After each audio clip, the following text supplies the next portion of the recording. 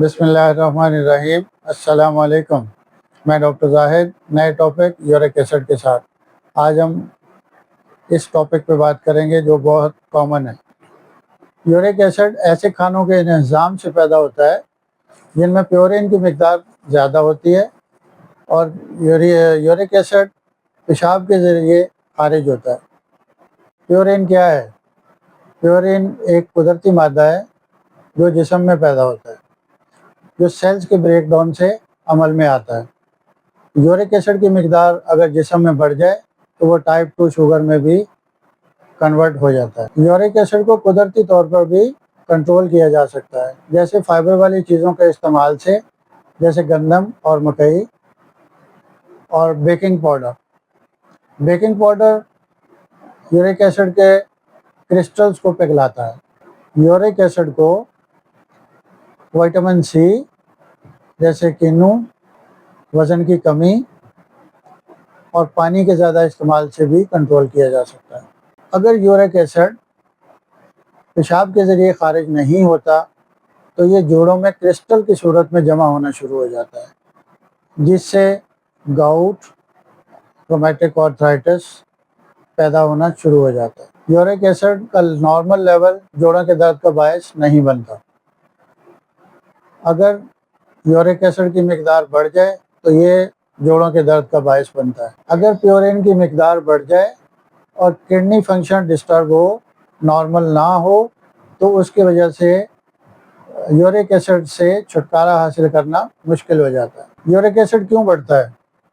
Water pulls کے استعمال سے، انزائٹی ڈپریشن سے، ریڈ میٹ کے استعمال سے، کینسر کی دواؤں کے استعمال سے، ایکسرسائز نہ کرنے سے، اور یورک ایسڈ کے مریضوں کو رات کو دال چاول استعمال نہیں کرنے چاہیے۔ کن غذاؤں سے یورک ایسڈ میں زیادتی ہوتی ہے؟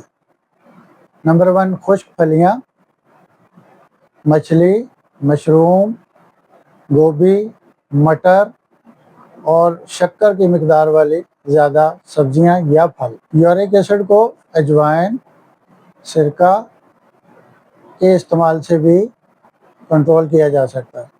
جیسے اجوائن میں اومیگا 6 ہوتا ہے۔ اومیگا 6 اینٹی آکسیڈنٹ ہوتا ہے۔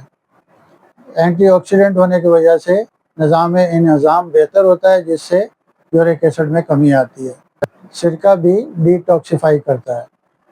یورک ایسڈ کی زیادتی سے جو بیماریاں پیدا ہوتی ہیں اس میں گاؤٹ، جوڑوں کا درد، پٹوں کا کھچاؤ، مسل اسپازم، ایکسٹریمیٹیز پین، یہ اس میں شامل ہیں۔ یورک ایسڈ کی زیادتی سے جو چیزیں نمایاں طور پر پیدا ہوتی ہیں، جس میں انگوٹھوں میں سوجن اور درد، ایکسٹریمیٹیز میں پین، ایکسٹریمیٹیز مطلب تمام جسم کے چھوٹے جوڑ، اس کو ایکسٹریمیٹیز کہتے ہیں، ان میں درد پیدا ہونا، مسلز میں پیدا ہونا، مسلز میں پین پیدا ہونا اور مسلز میں کھچاؤ پیدا ہونا، یہ یورک ایسڈ کی سب سے بڑی علامات میں شامل ہے۔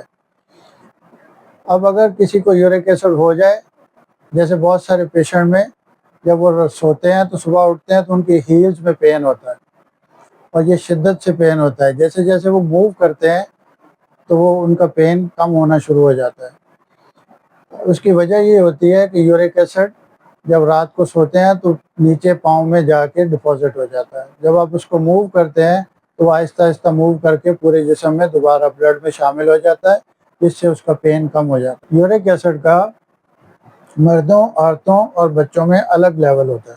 عورتوں میں 2.4 to 6، مردوں میں 2.5 to 7، بچوں میں 2.0 to 5.5۔ یورک ایسڈ کو ڈائگنوز کرنے کے لیے کچھ ٹیسٹ ریکوائرڈ ہوتے ہیں جو کہ لیبارٹری سے کرائے جا سکتے ہیں، جیسے یورین ڈی آر اور blood uric acid. Homeo medicine میں اس کی بہت ساری اچھی دوائیں ہیں جو قدرتی طور پر مرض کو کنٹرول کر لیتی ہیں، جیسے ارٹیکا یورینس، یہ سب سے بڑی یورک ایسڈ کی دوا ہے۔ یہ اگر یورک ایسڈ ڈپازٹ ہونا شروع ہو جائے، جیسے پتھری کے چانسز بھی ہوتے ہیں، اس کو بھی ریموو کرتی ہے۔ نمبر 2، بربرس، اگر کڈنی کے ساتھ بہت سارے سمٹم پیدا ہوں اور یورک ایسڈ بڑھے تو بربرس اس کی بہترین دوا ہے۔ ایل سیرم یورینری انفیکشن اور یورینری پرابلم کے ساتھ اگر یورک ایسڈ بڑھے تو اس کے لیے بہترین دوا ہے۔ یہ تھا ہمارا آج کا ٹاپک، امید ہے آپ کو پسند آیا ہوگا۔